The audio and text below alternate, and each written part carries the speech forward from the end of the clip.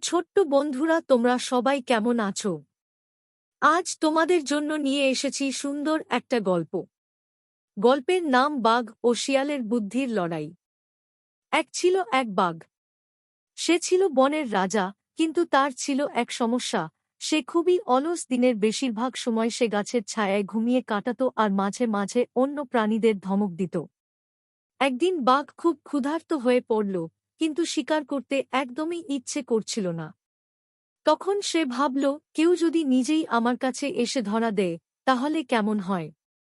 এই সময়ে সেই বনে বাস করত এক চালাক শিয়াল। সে খুবই বুদ্ধিমান ছিল।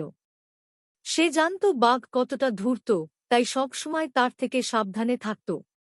একদিন বাঘ ঘোষণা করল, এই বনে আমি খুবই দয়ালু রাজা। তাই আজ থেকে যেই আমার গুহায় আসবে তাকে আমি পুরস্কার দেব। শিয়াল এই কথা শুনে ভাবল, এ তো নিশ্চয়ই কোনো চালাকি আছে, একটু দেখে আসা দরকার। সে ধীরে ধীরে বাঘের গুহার সামনে গেল।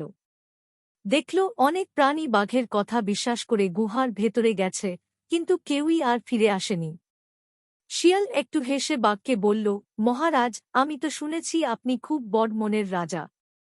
কিন্তু একটা প্রশ্ন, কেন গুহায় ঢোকার অনেক পায়ের ছাপ আছে, কিন্তু বেরিয়ে আসার কোনো ছাপ নেই? বাঘ একটু থতমত খেয়ে গেল। সে কোনো উত্তর খুঁজে পেল না। শিয়াল তখন হেসে বলল, আসল ব্যাপারটা তো এখন বুঝতে পারলাম। আপনি পুরস্কার নয়, বরং সবাইকে খেয়ে নিচ্ছেন। আমি কি এত বোকা যে নিজের প্রাণ আপনার হাতে তুলে দেব?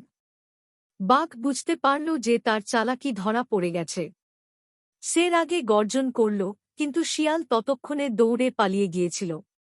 সেই দিন থেকে বনের সবাই শিয়ালের বুদ্ধির প্রশংসা করতে লাগল, আর বাঘকে নিয়ে সতর্ক হয়ে গেল। শিক্ষা: বুদ্ধি আর সতর্কতা থাকলে বড় শত্রুকেও হারানো যায়।